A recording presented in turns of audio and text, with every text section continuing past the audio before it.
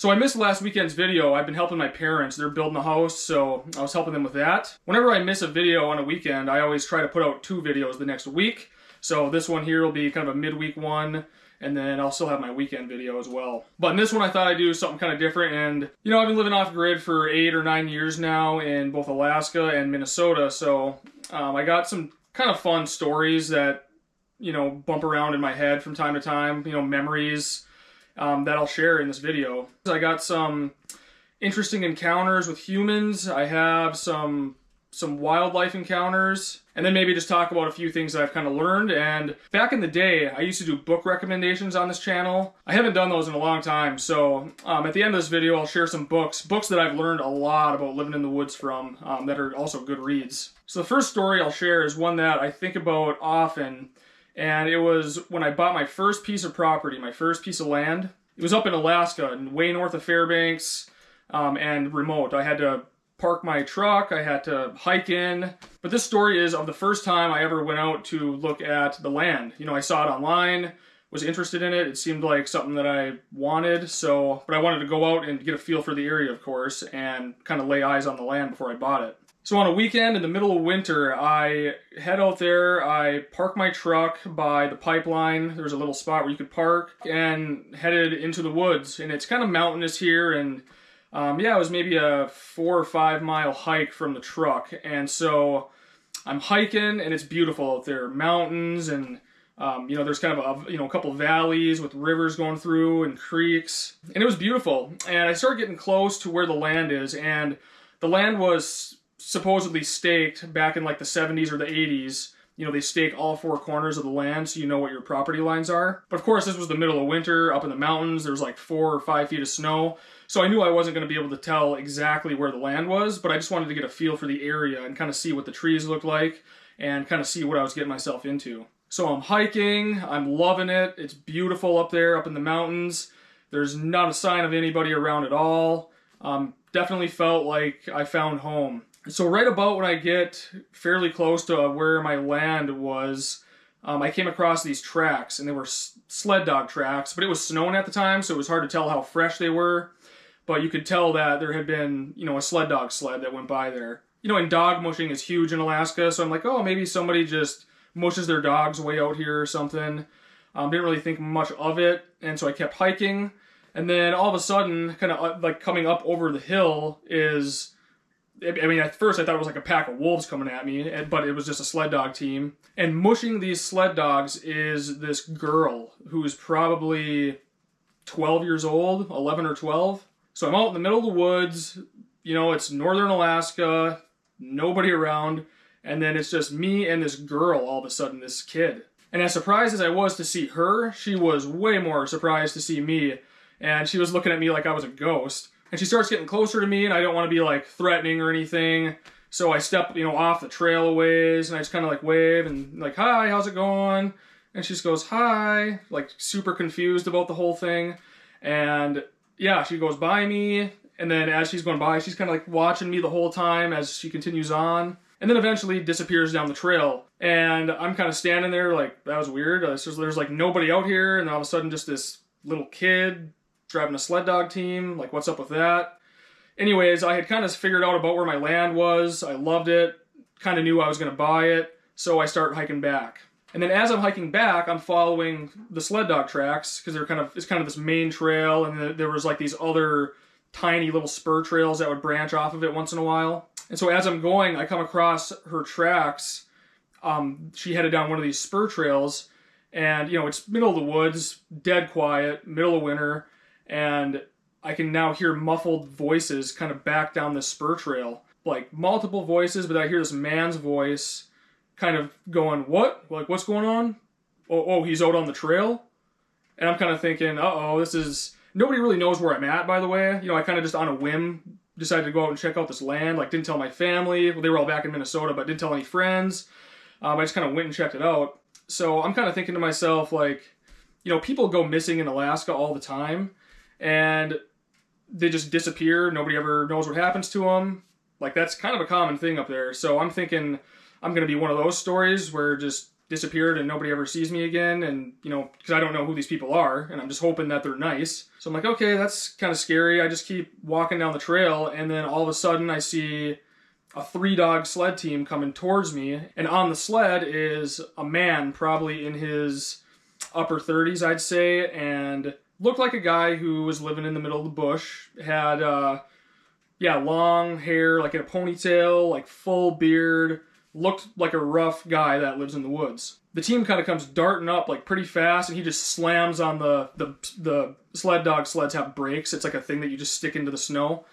And so he like slams that on, kind of hops off the sled and is like, hey, how's it going? Starts introducing himself to me. I'm like, oh, hey, I'm Kyle. I think was that maybe your daughter that I saw up there? And he's like, yeah, that was my daughter. And I was like, oh, okay, yeah. And I just kind of told him this, my story. I'm like, I'm out here looking for this land that's listed online. I'm just hiking out, trying to get a feel for the area, thinking if I want to buy it or not. Anyways, this guy turns out to be really nice, became one of my best friends in Alaska. And anyways, he and his family, they had multiple kids, were living out there full time. So I thought that was kind of cool. He seemed, nice or whatever. So I told him I couldn't find exactly where the land was, but, I kind of told him about where it was. He seemed like a nice guy, so I gave him my phone number because he had talked about, oh, maybe one day, you can come out here and, I know the area really well. I trap out here, so we can maybe go see like exactly where the land is, and I can help you if you want. So I gave him my phone number, went home. So that night, he texts me and says, hey, I'm so-and-so, if this weekend works for you and you want to come out here, I can put you up in a cabin that I have further down, the mountain, and kind of set you up, hook you up with a little snowmobile, and kind of just like put you up and spend the weekend out here, and we can look for your land. So, I mean, how cool is that? So I'm thinking, yeah, that's something I'm definitely into. And he needed some supplies from town anyways, so I kind of think maybe that was more the reason why. So he's going to kind of use me because I, was going to town and working every day to bring back like some supplies for him. I brought like some rice, some beans, some candy. He smoked pipe tobacco, so I got him a bunch of pipe tobacco. And anyways, go out there that weekend, and yeah, we hit it off really well, because he was doing all the stuff that I wanted to do. He's built his own cabin. He had lived in the Yukon of Canada for a while, and built his own cabins, lived in the wilderness, that whole thing. So ended up being really good friend of mine, and we were neighbors. We were still a long ways away from each other, but so I got to go over to his cabin, see his whole family, and then he sets me up with his snowmobile. We ride several miles down the trail. There's this little cabin that he puts me up at, and he's like, oh, hang out here tomorrow. We'll go look for your land. But it's just kind of funny how things happen in life sometimes. Like, I was not planning on this happening at all. I thought I was going to be out there completely by myself, nobody around.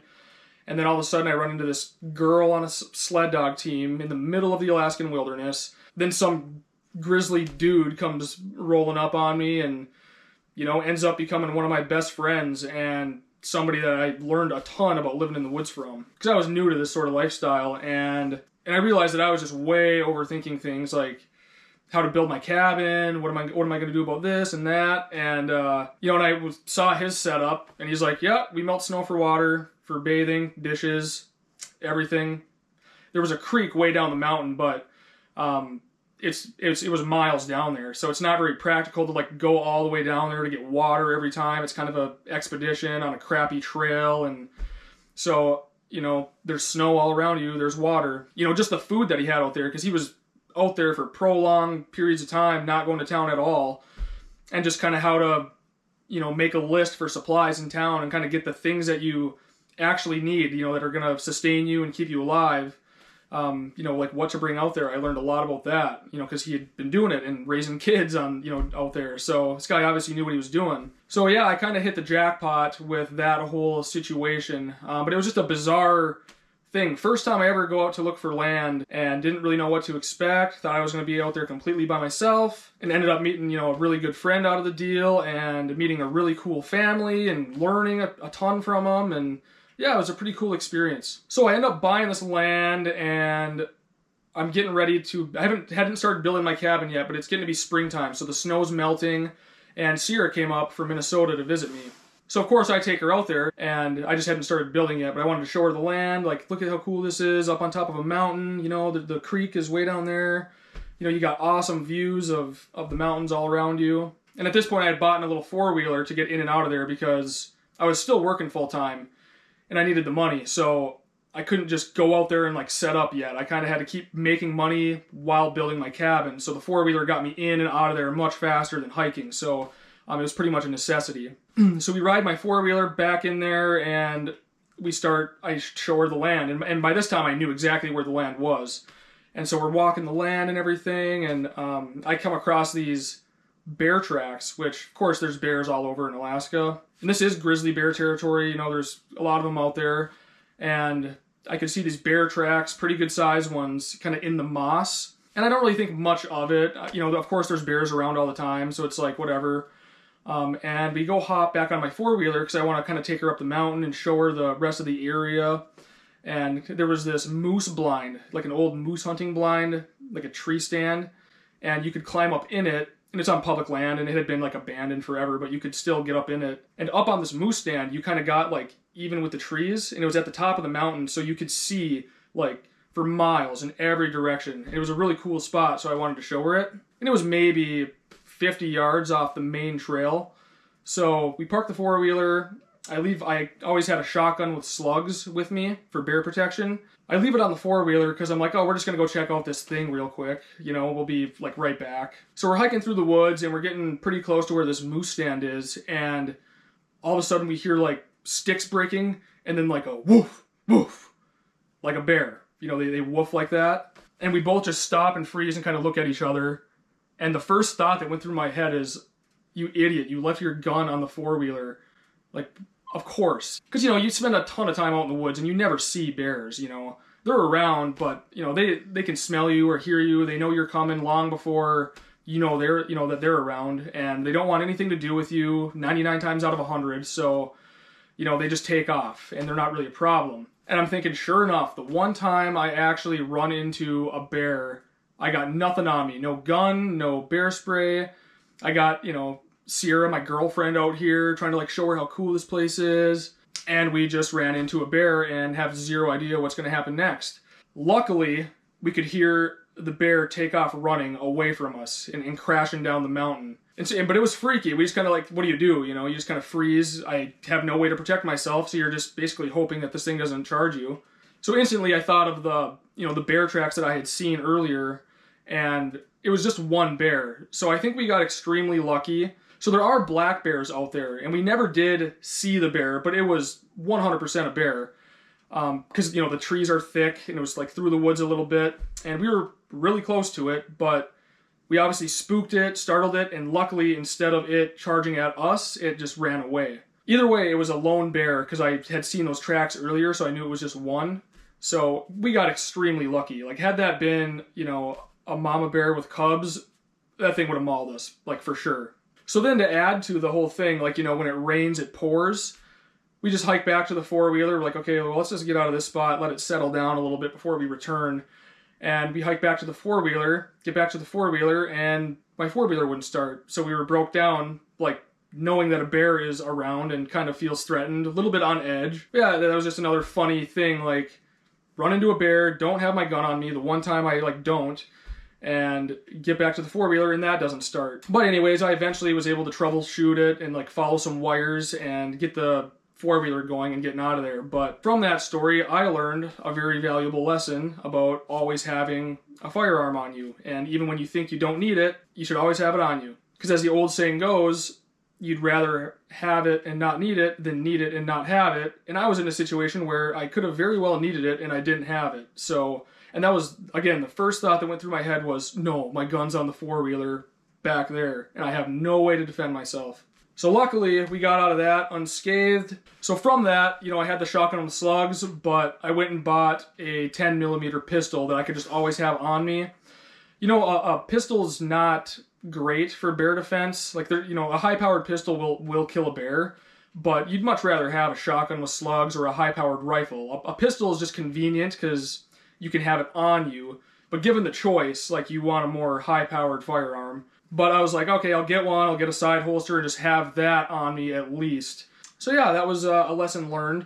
Here in Minnesota, I don't I hardly ever have a gun on me in the woods unless I'm hunting or something, because there's just black bears here and they're not really anything to worry about. But there, it's a different story. You know, grizzly bears are a lot more likely to attack if they're startled, and they're a lot more likely to kill you if they do attack you. So, you know, you kind of want to have something at least there. So the last story of Alaska that I'll tell, I guess a more noteworthy one is I had bought in this land at this point. I'm set up there. I'm in the process of building my log cabin. Me and the guy that I met on the trail are really good friends. Like, we know each other really well at this point. I'd stop over at his cabin all the time and have a couple beers with him, you know, on my way out of there. So I was still working full time while building my log cabin, and I would get off of work. And I was living out of my truck at this point because I didn't want to pay money to rent something when I owned land, but the land was really far out of town. So if I got off work late, I would just sleep. I would just park my truck in the woods somewhere close to town, or at like Walmart. You know, you can boondock there. And that's kind of what I was doing. And but on days where I got off work at a decent time, I would head out there and start working on my cabin, because in Alaska during the summertime, it's light 24/7. So I could be off work if I got off work at like 4 or 5, I could be out there at like 7 and work till 11 or midnight on my cabin, you know, and it was still light, so I could still like get some stuff done. So one day I get off work at a decent time, and I'm getting ready to head out of town, and my buddy who lives out there calls me and is like, "Hey, there's this, I'm riding my four-wheeler like way far away from his land, and he's like, I ran into this guy out here, and he says he's from Florida and bought some land out here and bought it online without seeing it. And he's like, this guy's in really rough shape, like doesn't know what he's doing, and like he needs water like bad. He's like, are you on your way out here or anything?" And I was like, yeah, I'm getting ready to head out. And then he's like, will you stop and like grab a few Gatorades or some waters or something? So I'm like, sure. So I stop at a gas station, get some Gatorades and water. I'm like, what is going on? So my buddy meets me at the spot where, you know, I park and then we did hike in or four-wheeler in, and he's like, yeah, this guy is like in rough shape. So he's like, hop on your four-wheeler and let's go out there. I think we got to help this guy. So we start four-wheeling out there, and with the Gatorades and waters and everything, and we come across him, and he's like on this trail, and yeah, in terrible shape, like needed water bad. So this guy was from Florida, was probably in his mid-40s, little overweight, but looked the part. You know, he had a nice like 44 Magnum, brand new, on the side of his hip, had like, you know, big belt, kind of like looked the part, I guess, but clearly didn't really know what he was doing. And anyways, I give this guy the 2 Gatorades, and I have never seen anybody so thirsty in my life. Like I had the big Gatorades, and this guy like slammed 2 of them back to back in like seconds. Like he was so thirsty. So anyways, we're letting him rehydrate a little bit and kind of talking to him, and he's like out of breath, having a hard time. And yeah, he's like, yeah, I bought this land, and he's like, I set up a little camp out here, and I just wanted to see the land, set up a camp, and then I was going to return to Florida and then move all my stuff up here full time. So anyways, we go to where he has his camp set up. So I think he had like left his camp and was out just like exploring the area and didn't bring enough water with him. And I think that, and the combination of being out of shape caught up to him, because it's mountainous, like it's hard terrain to travel on, to hike on. And we get back to his camp, and he's got like this new gear and stuff, but you can kind of clearly see that this guy has 0 woods experience. Like the gear's all brand new. It was just kind of a weird camp setup, and he was out of water. He had no more water at this point. I think he had brought some bottled water, but he had no plan on getting water, and water's the most important thing.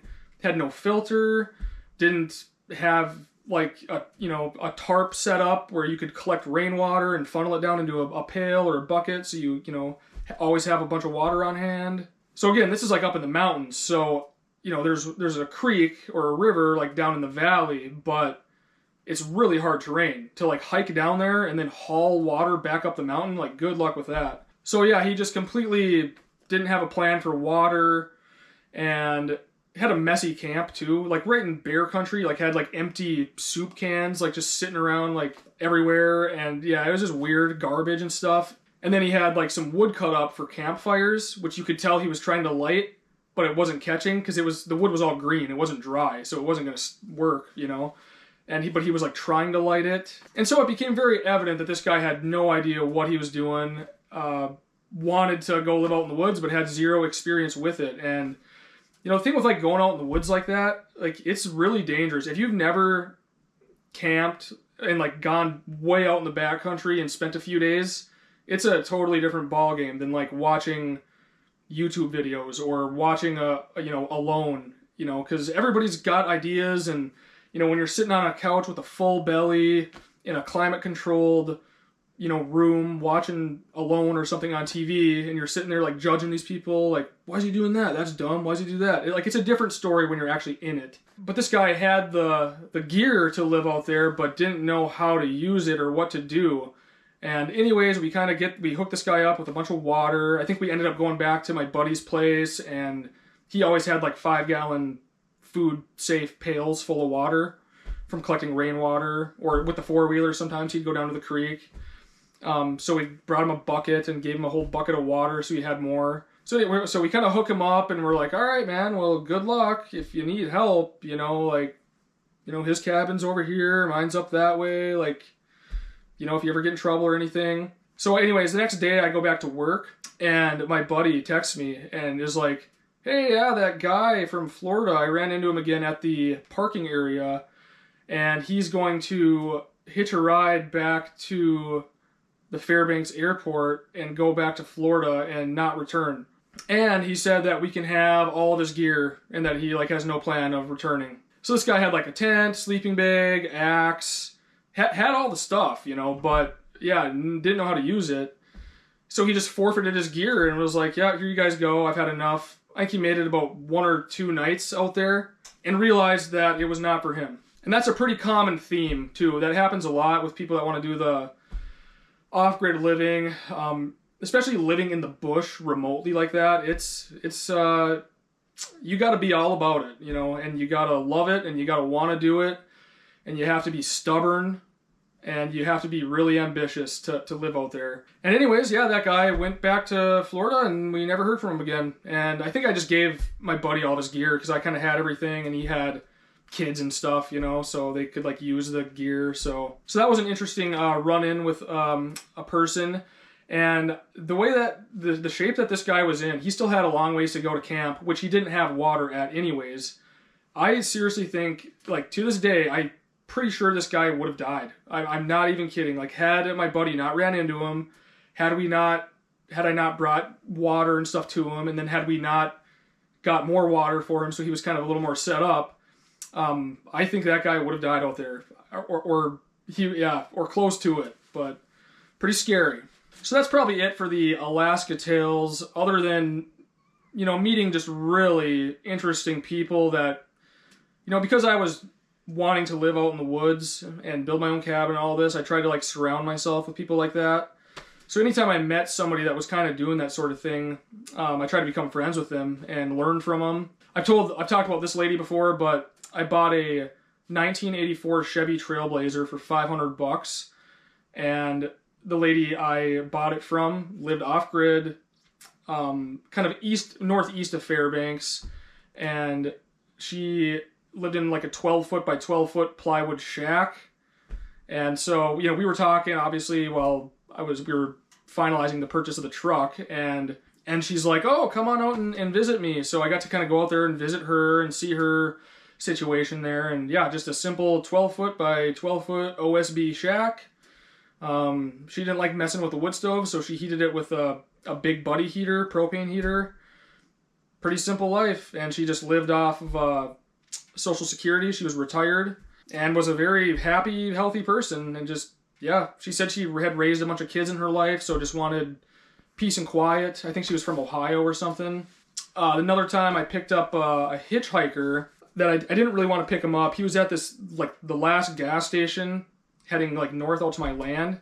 And he was bumming around the gas station, kind of, I mean, not bumming, but he was just asking people for a ride asking him where they were going because he was trying to get north. And I didn't want to pick him up at all. I kind of heard him talking, and I was heading that way.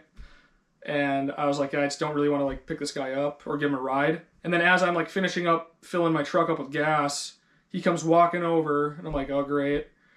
And he's got like a big pack on his back. He's probably early mid-20s, a little bit. I was in my early 20s at this point. He was probably a little older than me. And he's like, hey, I'm trying to head up this way. Are you heading that way? And I'm like, sure, yeah, hop in. And we're driving, and turns out this guy is he's from Germany originally, but he was a foreign exchange student in Wilmer, Minnesota. So we had I'm from Minnesota, so we had like a Minnesota connection. We were talking about that. And he was going to go backpacking up in the Brooks Range of Alaska, which is like very mountainous, unforgiving terrain. He was just going to hike out like a bunch of miles and camp for like a month. And I'm talking to him. I'm like, dude, you got like any like gun or bear spray or nothing? He's like, no, I have nothing. I'll be fine. I was like, you should probably have something. But anyways, I dropped him off at this little truck stop.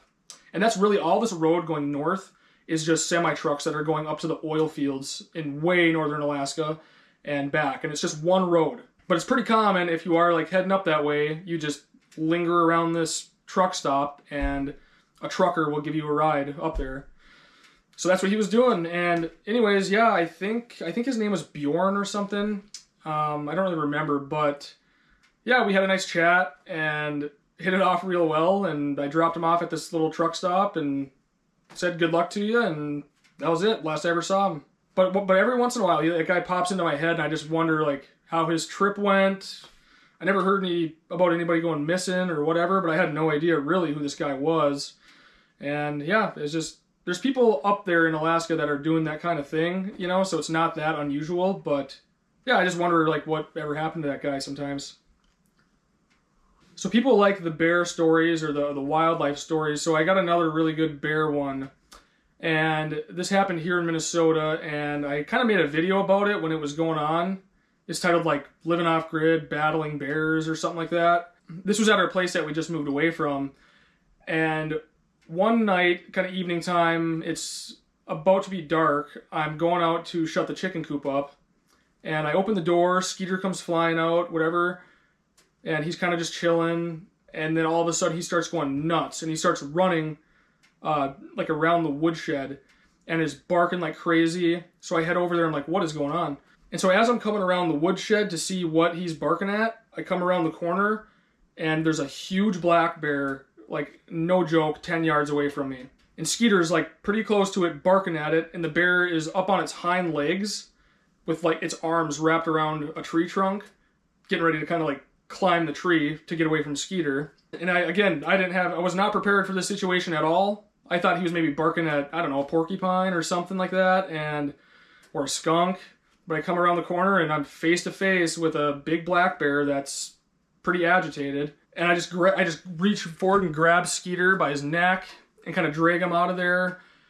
Head back to the cabin, shut the door. I leave Skeeter inside, and I head back out there to kind of see what this bear's doing, and it's just kind of standing there, chilling. So now that there's a bear in the yard, I have the whole reason you shut the chicken coop up is so something doesn't go in there and kill them. So the chicken coop door's wide open, and there's a bear in the yard, and I'm like, okay, well, I need to shut this chicken coop. So I start walking over to shut the chicken coop, and the bear's like not that far from me at all, and it's just sitting, like watching me, and it didn't, like, it was kind of calmed down by now. And I'm like, the whole time I'm walking to the chicken coop, I'm like keeping an eye on this bear, and it's just like watching me like this. And it watched me go to the coop. I shut the door, I walk back, I'm keeping an eye on it the whole time. And of course, as I'm going to the chicken coop and back, I'm trying to scare the thing away because I don't want it around the yard. So I'm like clapping my hands, yelling at it, waving at it while I'm walking to the coop. And it was just sitting there chilling, watching me, didn't move at all. So I'm like, okay, so I go back in the cabin. I come outside again to try to scare it away now that the chickens are all secured. That bear is right there.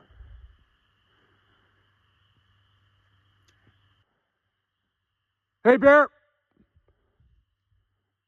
Beat it! Starting to walk away now. And it couldn't have cared less about me. It wasn't scared of me. It eventually had made its way over to our recycling where we put like cans and stuff, and had knocked that over and was like chewing on the cans, flipping the cans up and everything. And I'm screaming at it, clapping at it, and it just carried on like I wasn't even there. And by this time now, it is dark, so I'm out there with like a flashlight trying to scare it away. And this went on all night long. Because of yelling and clapping my hands and stuff and making loud noises and banging pots and pans didn't scare it away, I started throwing stuff at it. I remember I threw like one of those Yankee candles. I just like whipped it at it, and it hit it. And then once it hit it, it kind of like, got startled and would walk away like 10 steps and then just come right back to the recycling and whatever. And it was a losing battle with this bear. I couldn't scare it away, but I'm like, whatever, the chickens are shut up. I told Sierra, I was like, let's just sleep in the living room, and that way we can listen in case it's trying to break in to the chicken coop or whatever. And as we were laying there, like all night long, this bear was coming up on our front porch. It was like messing around with our grill. It was pawing at the side of the cabin. I'd go to the front door and pound on the door and yell at it, and it would like get off the porch and then kind of like walk away in the woods. And it was dark, so I'm like, okay, hopefully it's gone. I'd go back, lay down. 30 minutes later, you'd hear stuff getting messed up on the porch again and it pawing at the cabin.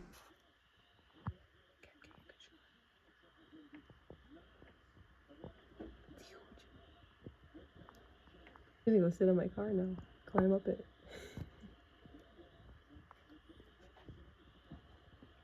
Don't wreck the boat. Opening fishing is next weekend. And this went on all night long till like 4 in the morning, and then finally it left and never came back to the best of my knowledge. And that type of bear is a dangerous one that's not startled by humans. 99 times out of 100, you yell at a bear, clap at it, go towards it, make yourself big.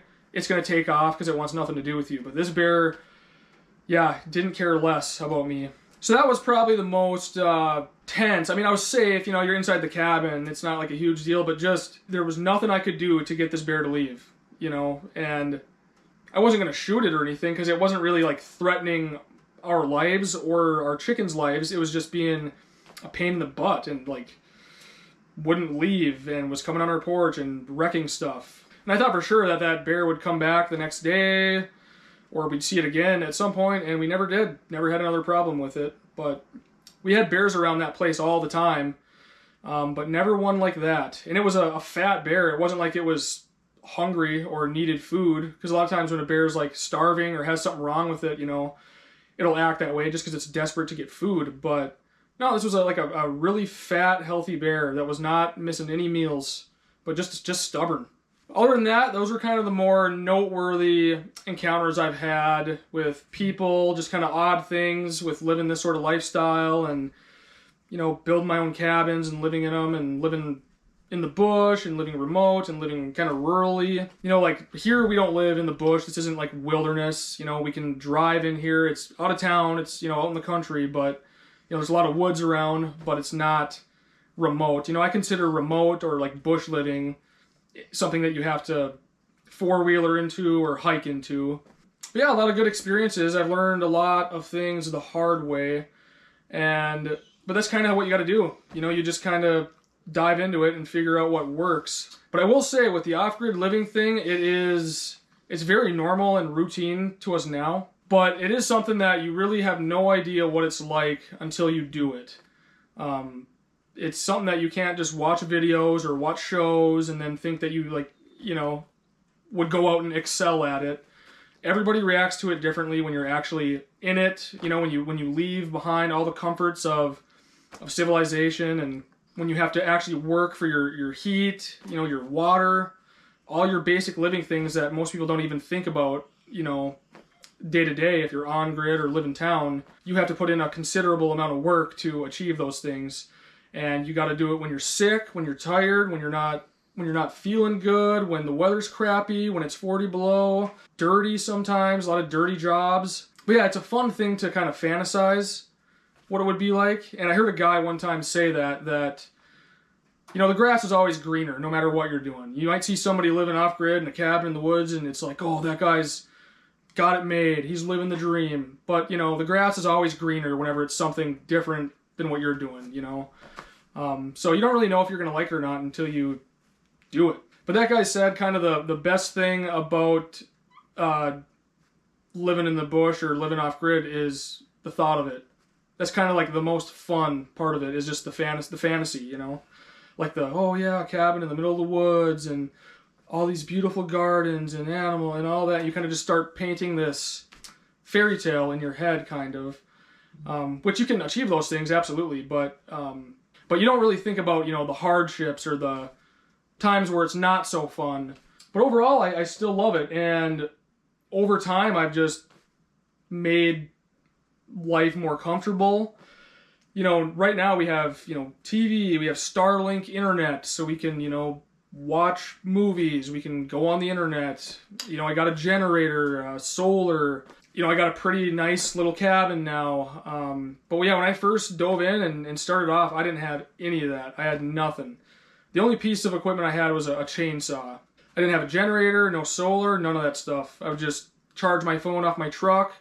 I didn't have phone service out there anyway, so I kept it off most of the time anyways. I didn't really need it. You know, for lights, I just had a headlamp, so I would just buy AAA batteries for my headlamp, and that was the only power I had, was my headlamp. Headlamp is kind of that's a very valuable tool for off-grid living, just having light all the time wherever you're looking. But anyways, other than that, that's kind of the more noteworthy stories, I guess more significant things that have happened, other than, you know, the people always want you to like share specific stories of, oh, like what's it like or what, but the whole, like most people that live in the woods or live off grid, it's everything that makes it cool. It's not like one specific story or whatever. It's just like, yeah, living in the woods, building your own cabin, you know, producing all your stuff. Like, that's the satisfaction that you have doing that kind of thing, and knowing that you can take care of yourself and take care of your family without the help of the government, without the help of anybody else. You know, you're kind of living self-sufficiently and simply. But that is why it's fun and why it's rewarding. So I'll share a few books with you that are outdoor books that are not only good reads, but that you can learn a lot of stuff from when it comes to living in the woods. And a lot of the stuff that's in these books I've used or implemented, and it's accurate. So I'm a Minnesota guy, so maybe I'm a little biased, but this book right here, Above the Arctic Circle, by James A. Carroll. Really good book. It's about a kid who's from Aiken, Minnesota, worked in like logging camps when he was like 18 or 19, really young. Moved up to Alaska and was one of the first residents of Fort Yukon, which is a remote village way up in the bush. And he was kind of part of the men that built that town, basically, but lived out in the woods, did tons of trapping, building cabins, all that kind of stuff. Really fascinating story. You know, raised a family out there. And there's a lot of good, like if you want to learn stuff about like actually what it's like to live in the woods, you're not going to find that information on the internet or from like comment sections or forums or whatever, because you just don't know who is typing that stuff. Like when I want information on stuff or I want to learn, like I go right to the source and I want to like learn from people who've actually done it. So like if you want to learn something about like building cabins or like being off grid or living rurally or whatever, you know, you want to call it, there's no better way to learn than to go right to the source and read stuff from someone who actually lived that way, you know? And in all these books, there's stuff about survival, little tips and tricks that'll help, building cabins, all that stuff. Just how simple off-grid living really is, and that it's not complicated. I will say that too, living, you know, off-grid or in the woods is the easiest thing ever because it's really basic, it's really simple, it just takes more work. This one's a good one too, Boundary Waters Boy. It's another Minnesota book about a kid that grew up near the Boundary Waters. And yeah, learned a lot of stuff. There's a lot of trapping in here, cabin building, some pictures. And yeah, not only is it good history like of the area, but there's a lot of good, helpful stuff about living in the woods as well. This book here, Shadows on the Koyukuk, excellent read. It's about a guy named Sidney Huntington. He was a half native, half white guy, and his dad was white, his mom was an Indian, very common in Alaska back in the day because you have men coming up working and then they wife up with a native. But anyways, he grew up in the bush and yeah, lived just an incredible life. This is an awesome book. Lot of stuff about living out in the woods from a guy who really did it and did it well.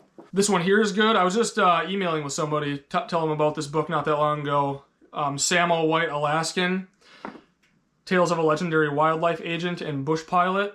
And he was one of the first game wardens in Alaska. And that was back when it was like a free-for-all. Like there were no limits on moose, fish, caribou. It was like literally a free-for-all. You could just shoot whatever you want. And so he wasn't very accepted, obviously, when they started coming up with laws and enforcing them. And he got in some pretty hairy situations, but he would go out and patrol these people that had been living out in the bush and were pretty set in their ways. But yeah, I learned a lot from this book too, just how people used to do things, you know, living out in the woods back in those times, you know, way off grid. A lot of good stuff about that. Some interesting characters, real life characters in here too. And these are in no particular order either. They're all good. So if you guys ever watch like the reality shows of like homesteading and off-grid living are terrible. They're so fake, so unrealistic. I've been reached out to by several of them and I want nothing to do with them because you're told what to say. It's a script. It's not real at all.